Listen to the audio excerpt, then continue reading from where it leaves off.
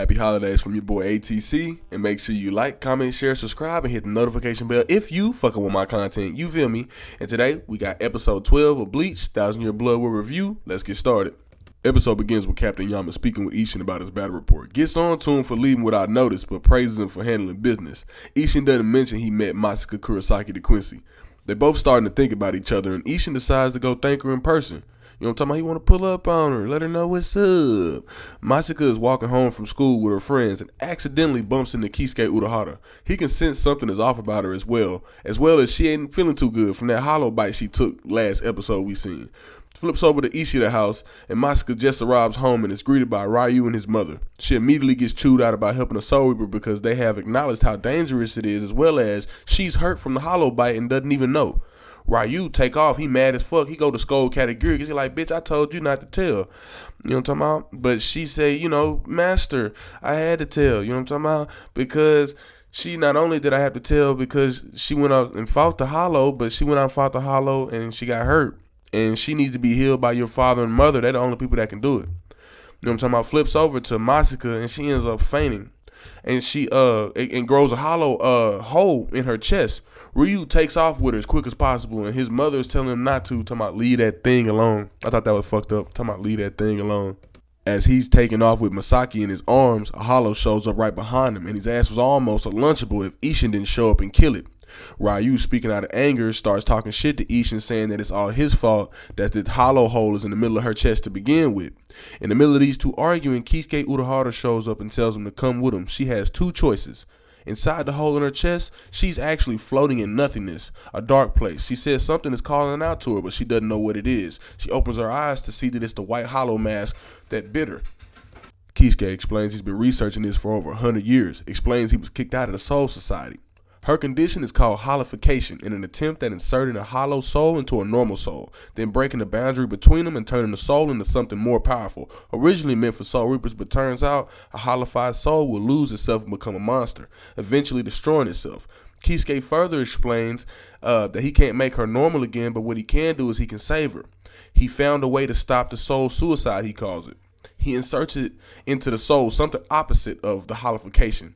So Ryu already sees that he can't do this, and it has to be Isshin, basically meaning a hollow is opposite of a Quincy, and a Quincy is opposite of a Soul Reaper. So with that being said, basically if the hollow bit her and the hollow is inside of her, then Ryu couldn't give anything to save her because he's already a Quincy. So it has to be something more powerful, which is a Soul Reaper. So that's why Isshin has to be the one to do it.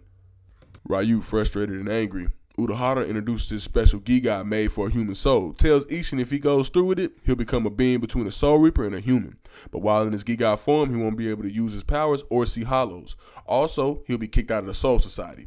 Isshin, seeing as the fact that she did save his life, he accepts almost immediately.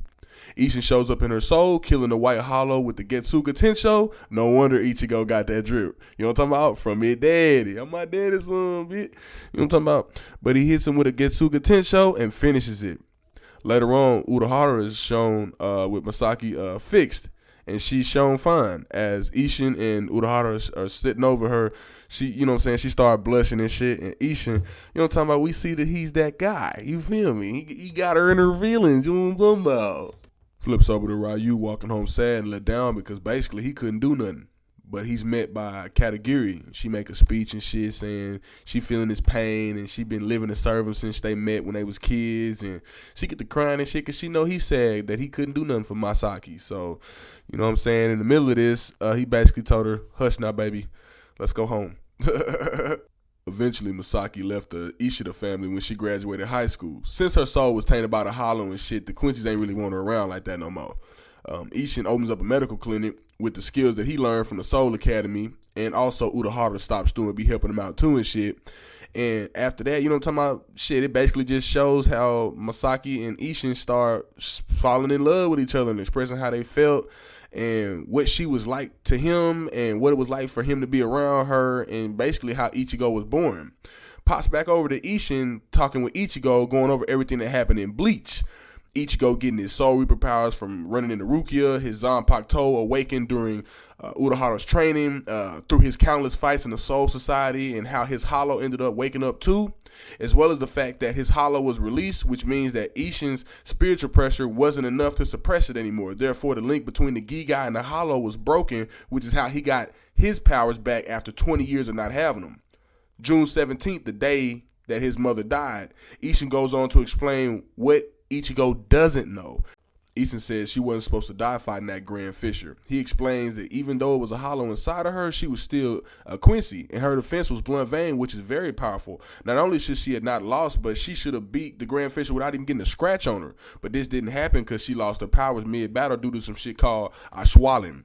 Uebach made a selection of Quincy's, and he explains to Ichigo in folklore there is a sealed king. Took 900 years to revive his heart, 90 years for his sanity, and 9 years for his power. Uwatch took the power from the Quincy's he felt was impure and unworthy, and because of this, Uryu's mother, Katagiri, who was already weak, died off, as well as Masaki, who lost her powers mid-battle. Uwatch is the one who created the Quincy, so you already know his blood flows inside of every Quincy. After telling Ichigo this, Ichigo thanks his dad. And as they walk outside, Missy Kumi shows up to return Ichigo's badge that he left over there on the previous episode when he was showering. As he gets this soul badge, he's ready to go. And he tells his dad he's leaving and ready to head out. And that's the end of the episode. Hey, man, this shit was fucking hard, bro. Words can't even explain the backstory and all the information that we got.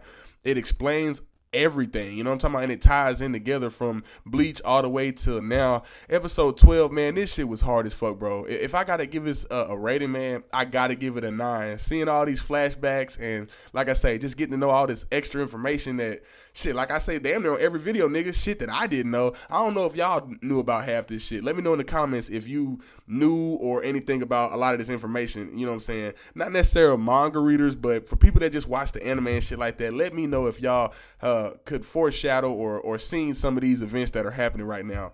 But, man, I appreciate y'all for following through with me on this, man. As always, one love, two peace. We out. Till next time. You dig?